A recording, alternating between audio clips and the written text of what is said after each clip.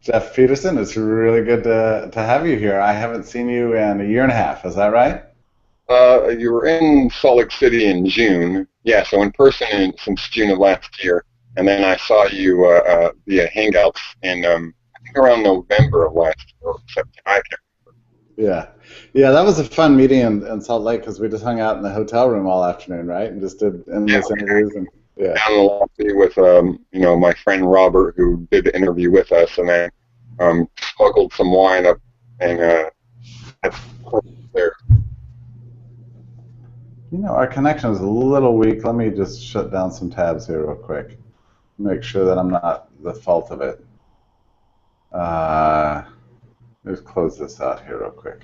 Okay. Anyway, the reason I'm interviewing you today is because you've been a prolific author on liberty.me, and your sort of most elaborate article so far is concerned the sort of rhetoric of persuading of people to become anarchists, which is to say giving up the need for the state. What led you to want to write that article? I think it's really and to be specific, it's more bridging the gap between minarchists and limited government libertarians and anarchists. And I think it's just what led me to it is there's a couple of premises actually behind the article, and I think that as a libertarians, most of us all kind of get the idea, the moral argument of taxation is theft, and they also, most libertarians are economically sound, so they kind of already get the economic arguments for having a free society when it's things like misallocation of resources and things like that they already know. And I think that as libertarians, that economic arguments, while they're not as significant as possible ethical arguments, I think that they're more convincing. But at the same time, as a libertarian, being a limited government libertarian is that there's still that idea that we still need to have rules. And it was after reading, um, it was Knock, Our Enemy of the State, Right. and For New Liberty, how they tend to use their allegories, their rhetoric to kind of make people think outside the box, kind of push them to the edge. Because at that point, once you start getting people to start thinking outside their box and question it, then they start to think, okay, well, you have a point. How will these things work? So I guess the article was in a way to kind of push, get people outside their comfort zone. Because the first step, I think, is to start to question the legitimacy of the state. And then at that point, they start thinking or looking for alternate solutions. They think, okay, yeah, you have a point. But how would we, then at that point, they start looking into how it could be done. Like, the famous example of Murray Rothbard and his shoes, how it would be privatized if it was finally privatized. As an example, they say, okay, well, that's a good point, but how would we kind of get them to start questioning it and they start thinking about other alternatives? Yeah, I totally get your point about practicalities. I understand this. I mean, you can be convinced of a general principle, but unless you're sort of intellectually prepared to embrace the consequences of that, we might hold back. I know in my case, on issues like intellectual property or security, and some of these other issues, it was the practical arguments that kind of put it over the top for me. Like I was prepared to embrace anarchism, the free market on principle, but I didn't feel that sort of that passion or that conviction yet that would really fully work in reality. Yeah, one of the, and yeah, one of the, and especially like security. I mean, I raise a point in my article that there's the argument: what if people come in, from India, sorry, not India, but China and Russia and take us over if we're in a stateless society? And while I don't address how private securities or defense would be done, I'd start to I question that argument. It's like, for instance, like if we're in a stateless society, or sorry, a limited government society, what's to prevent, someone with a larger military coming in to take us over, China or Russia? So, I mean, by that logic, wouldn't we need to have a larger military to prevent that? So, I mean, I kind of question, how do you correlate, how do you reconcile, a large government with a limited government? Sorry, a large military with a limited government. So then I bring in how, with times of war, the government has used that to intervene in other places of the economy. So really, the best way that you're going to be insured by a conquering force is going to have a super duper military and a super duper big sized government. And at the same time, people are going to say, okay, you don't need to have a large military industrial complex.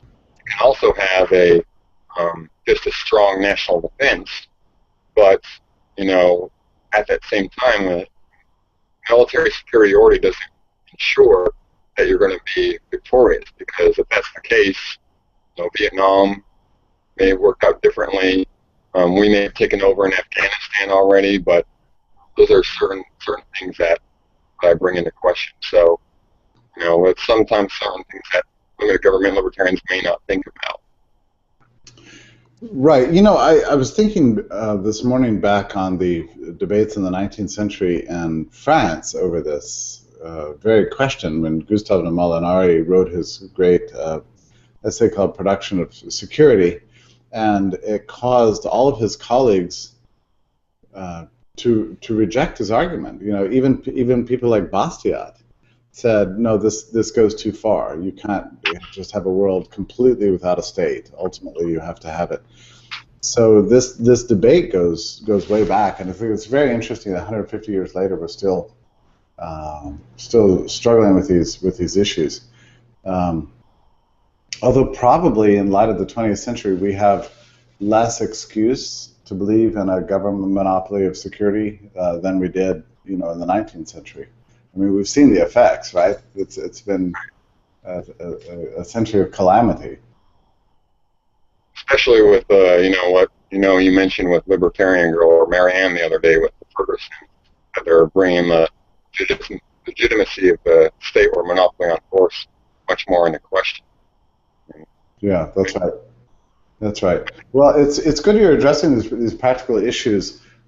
For you personally, was there a time when you finally gave up your conviction of the state, and how long ago was that? And what was your sort of ideological heritage before that? I think where it hit me was around September of 2012. It was a couple of things. One was how, of course, Ron Paul was treated during the primaries, because obviously, he was meant to be our last hope, and that fell through. And then I think I was still questioning the necessity of courts and police. I said, okay, we get rid of everything, but we just still need to have courts, because without courts or police, things might run amok. And then I think it was with taxation, you have a series of endless excuses to expand the state. And, you mentioned this to me in person a couple of times, that political activism, how difficult that is. So I think since everybody is different, if we lived in a limited government society, since everyone's going to be different, they're going to have people put in their pet projects to expand the state, whether it's veterans benefits, whether it's, roads. So that's just going to be a series of countless excuses to have the state be expanded. Yeah, I mean, once you have a state, it becomes a kind of a moral hazard. Everybody's grabbing onto the apparatus to have it do the thing that they want it to do. Especially in the area of courts and security and police, it strikes me that that's, in a way, the most dangerous power the state could ever possess. and yet Right. that's the one that we let it monopolize and reserve to it. Yeah, I think that it's and in the worst parts of everyone. I think it's kind of circular to have everyone talks about. I mean, first of all, I mean, if you compare to the courts and the police to something even minimal like the post office, I mean, I I dread having to go into the post office of a DMV. They're just very basic things. But when you put something like that into the worst thing that you can have, I think it's just. I think what really comes down to is that people, they hate the. If you were to go up to someone in the street, just a regular person, and it could be a neocon or a liberal, you could ask them, do you yourself want to be ruled? And in many cases, I like to think that most people would say no, they don't want to be ruled, but they don't trust others for being ruled. So it's like, they don't want to be ruled themselves, but they don't trust you. So them being ruled themselves is the inevitable security of that outcome. But having Yeah. the worst thing, two worst entities are just completely circular. Yeah, it's funny that you say that as you mentioned that. It's true in almost every area. Like when I think about the case of like education and homeschooling, people will often say, like, well, I think I could do a good job homeschooling my kids, but there's a lot of people out there that would just obviously screw it up, and that's why we need public schools. So people are always very interested in having the state sort of deal with problems that they imagine might be out there, but they don't know for a fact is out there. It's just a sort of distrust of the capacity of others to adapt and make good lives for themselves in absence of coercion.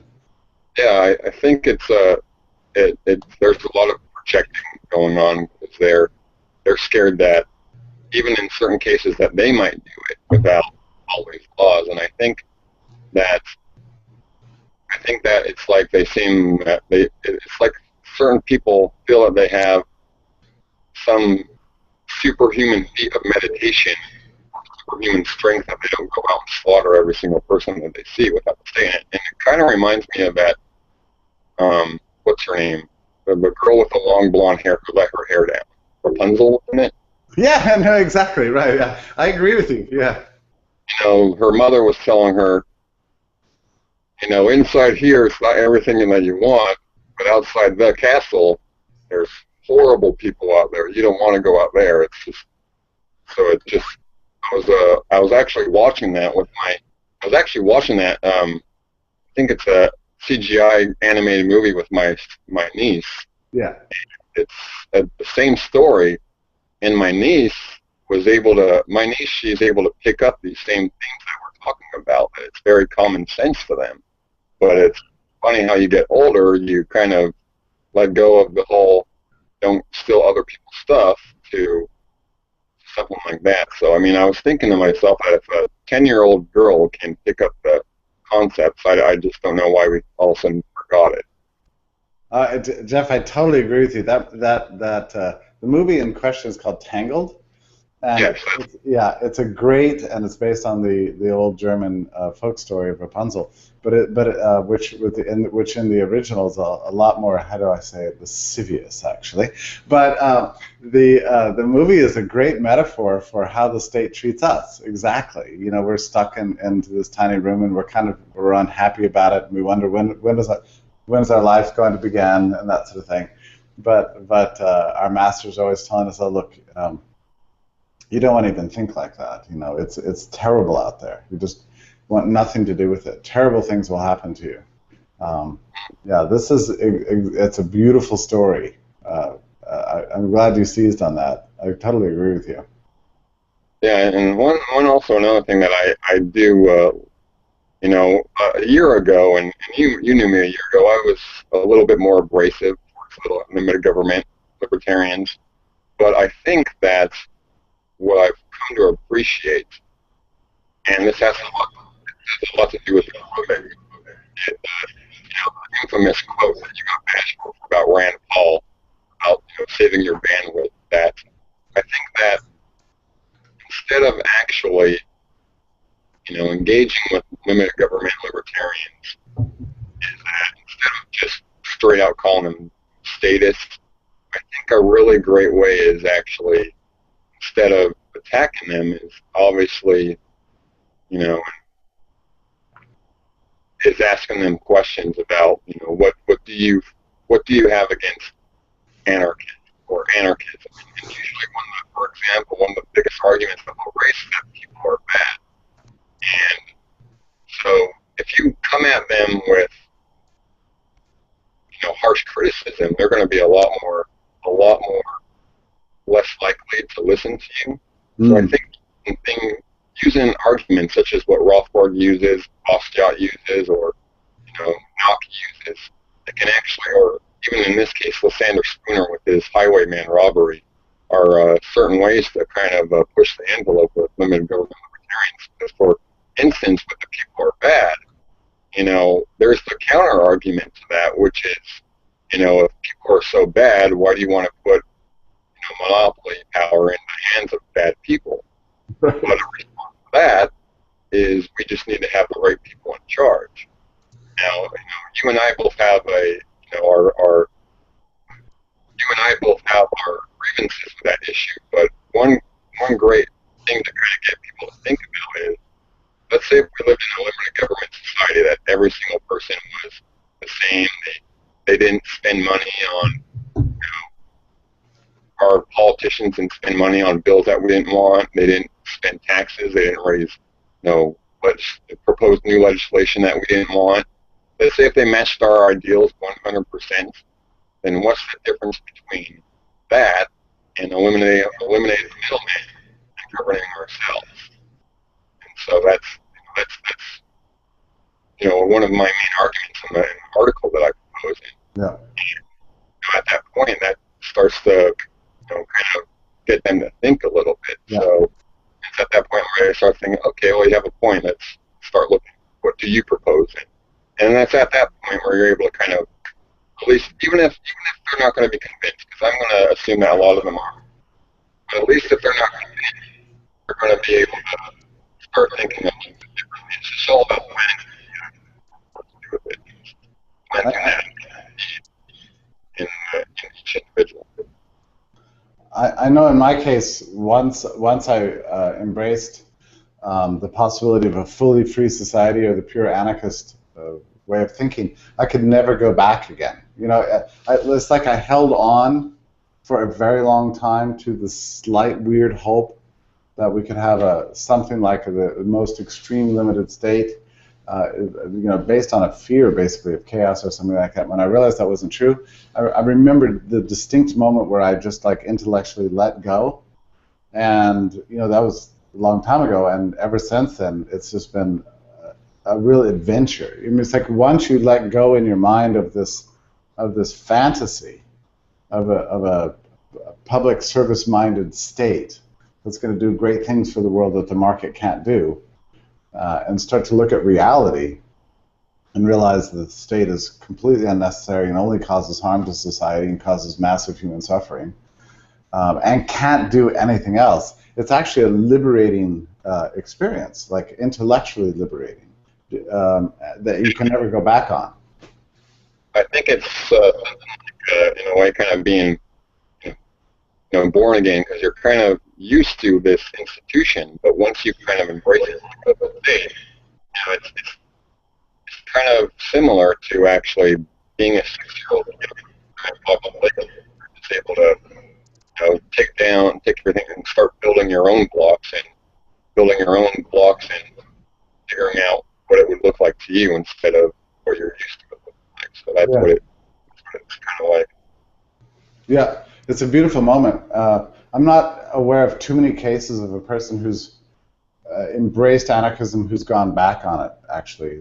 Sincerely and with conviction embraced anarchism, whoever went back on it, because it really is arriving at a beautiful truth, that permeates the whole of how you think. So anyway, thank you for helping people through the process. I'm going to try to link your article in this YouTube, so everybody should go and read it, because you're dealing with, 5 or 6 of the most common kind of reservations Yeah, and that's one of the most kind of basic ones. And I also want to say, appreciate saying thank you for, Minish, because what I addressed in the article is that in the very first section is before I get into the beef of the article is that,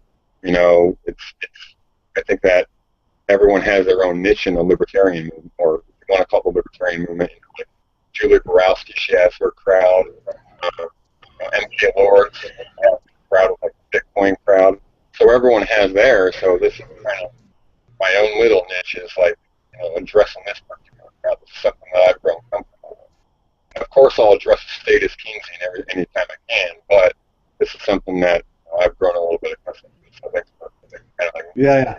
Well, I can tell you, I was very good friends with Murray and Murray Rothbard, and I can tell you that he would be thrilled to know that you've taken this up as your personal crusade. He always believed that it was absolutely essential in the end that people embrace anarchism as the perfect solution to all of our problems. What they do with it after that was up to them, but he always thought that making that intellectual leap was really essential.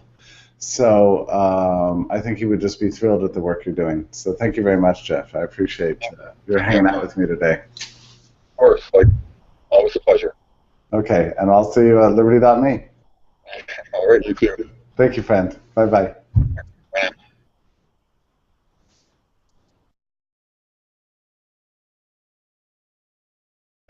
We still need to have rules. And it was after reading,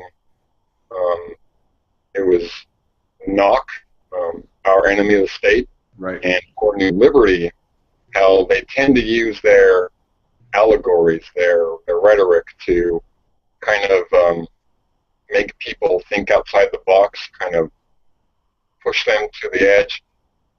Because at that point, once you start getting people to start thinking outside their box and question it, then they start to think, okay, well, you have a point. How will these things work? So I guess the article. Jeff Petersen, it's really good to have you here. I haven't seen you in a year and a half. Is that right? You were in Salt Lake City in June. Yeah, so in person since June of last year. And then I saw you via Hangouts in, I think, around November of last year, or September. I can't Yeah. Yeah, that was a fun meeting in Salt Lake because we just hung out in the hotel room all afternoon, right? And just did endless interviews. And yeah. Down the lobby with, my friend Robert, who did the interview with us, and then smuggled some wine up and there. I think it's really and to be specific, it's more bridging the gap between minarchists and limited government libertarians and anarchists. And I think it's just what led me to it is there's a couple of premises actually behind the article, and I think that as libertarians, most of us all kind of get the idea, the moral argument of taxation is theft, and they also, most libertarians are economically sound, so they kind of already get the economic arguments for having a free society when it's things like misallocation of resources and things like that they already know. And I think that as libertarians, that economic arguments, while they're not as significant as possible ethical arguments, I think that they're more convincing. But at the same time, as a libertarian, being a limited government libertarian, is that there's still that idea that Our connection is a little weak. Let me just shut down some tabs here real quick. Make sure that I'm not the fault of it.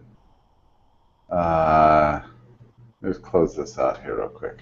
Okay. Anyway, the reason I'm interviewing you today is because you've been a prolific author on liberty.me, and your sort of most elaborate article so far is concerned the sort of rhetoric of persuading of people to become anarchists, which is to say giving up the need for the state. What led you to want to write that article?